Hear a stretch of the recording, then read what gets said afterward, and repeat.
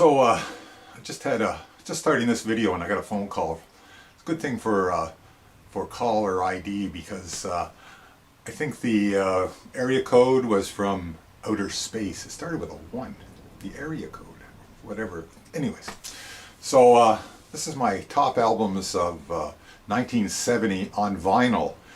And I purged a lot of my vinyl, so this is what I have left. A lot of my favorites that I have are on CD. There's another 13 albums I could list here, and some of them are among my favorites, but this is what I got left on vinyl for 1970, and they're not in any order. I just randomly took them out. So first up I got Emerson, Lake and Palmer's first album, and this has Lucky Man on it, of course, and this was before prog was a term, and I always loved this album, and I like the first 3, Emerson, Lake and Palmer, and after that, nah. So second up I got Johnny Winter, and this is a great rock and roll album. I saw an interview with Johnny Winter, and he said he would have rather stuck with the blues, but the record companies kind of forced him to do rock and roll, but it was worth it on this album. We got so many good songs on here: Prodigal Son and Rock and Roll Hoochie Coo, and Rick Derringer is actually on this album, and he wrote Rock and Roll Hoochie Coo. So next up, a year wouldn't be complete at this time without the Moody Blues, and it's sideways because the cover comes out weird. It's one of these weird fold-outs that goes kind of like that. Kind of neat though, eh? I mean, this is when covers were covers, record covers, and even inside showing the band is kind of unique. Love these covers. That's probably why I kept some of these albums. And next up I got Paul Kantner's first solo album, and it's, well, I don't know if he put out any other solo albums, but he called this Blows Against the Empire, but he puts Jefferson Starship down here, but I don't think that was way before, a few years before Jefferson Starship actually became a band. I think he did it just because this is really a science fiction. The lyrics are very science fiction, so I think that Jefferson Starship goes with that. This is a great album too. Anything by early Paul Kantner and Great Slick I like, and it's got the marijuana leaves for hair. You gotta love it.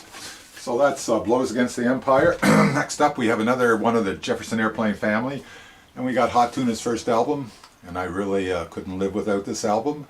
Sort of got introduced to the acoustic style blues, the old Reverend Gary Davis style that Yorma kind of took and under his own and made it his own kind of style. And it's with Jack Cassidy, of course, and it's got kind of a psychedelic-y cover, back cover. And next up I got another Prog before Prog, and this is In the Wake of Poseidon, and this is King Crimson's second album. And I think I like this album just as much as the first one, actually. And it sort of follows the same kind of pattern as the first album. And it's got kind of a weird thing covering. I think there's lyrics in there. If you can read them, they're in silver print. But that's In the Wake of Poseidon. And for some reason, the record is outside the case. But anyways. And then we have one of my favorite bands, Jethro Tull, and this is one of my favorite albums by them, Benefit. I mean, this is such an unreal album. With you there to help me, and it probably will. And every song, you can't find a bad cut on this, and I think it's just been reissued as a box set, but I'm not into box sets. So then next up I got some 10 Years After. Always like 10 Years After, and they this is called Cricklewood Green, Crickle, I guess, Cricklewood Green, and that's got the old Psychedelic inside there, cover of the band. There they are, yeah. Come on, there, like, okay, there we go. And a lot of my favorite albums by certain bands. This is one of my favorite of Procol Harum's, Home. Starts off with Whiskey Train, and the groove in that and the riff is like super powerful. There's the band right there, and it's like a game, like a Parcheesi kind of cover there. Parcheesi, but the music isn't cheesy, that's for sure.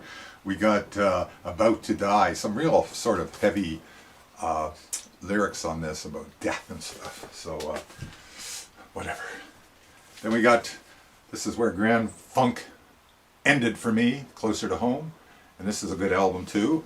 And it's got the title cut, I'm getting closer to my home.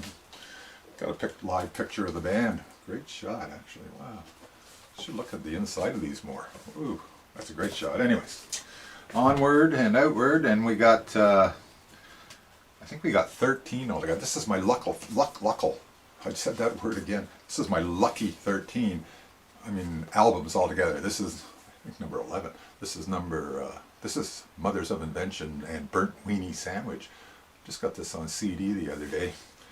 And it's got some guy eating a burnt weenie sandwich on the back. And then we cut a lot of great shots of Frank and band inside, of course. All these albums had great covers and fold-outs and all kinds of stuff. And then we got Savoy Brown blues, British blues rock, and this is Looking into his skull. We got another little guy on the back here looking in too. He's trying to look into see if there's anything in that guy's brain. Well, he doesn't have any brains left. And then we have a fold out on this one too.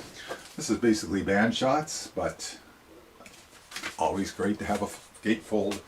And last but not least, not one of the best Quicksilver albums, but I like all the Quicksilver albums. So this has got Fresh Air on it, and Dino Volante was in the band then, and I do like his singing. Some people don't. And there's some little bit of psychedelia inside there. So that pretty well covers my 1970 recording. Yes, I am. So no Beatles for that year. I think Let It Be might have come out in 1970. I'm not sure. It doesn't matter. It's not one of my favorite albums. So so long. Someday I may show the CDs that never made it on here. One of them would be honorable mention to Black Sabbath's first album. Love the cover. My favorite Black Sabbath album. Still listen to that one. So I'll show a little picture of it here or there. You get confused when you're looking in the camera because sometimes it's over here, sometimes it's over there. So long again from Smell the Vinyl. What we have left of vinyl, anyways. See ya. Anyways, I just got a Beatles shirt at a used clothing store here, and it's a real Beatles shirt. It's got an Apple label, like right on the shirt, and it's from 2011. I thought it was going to be bogus, but anyways.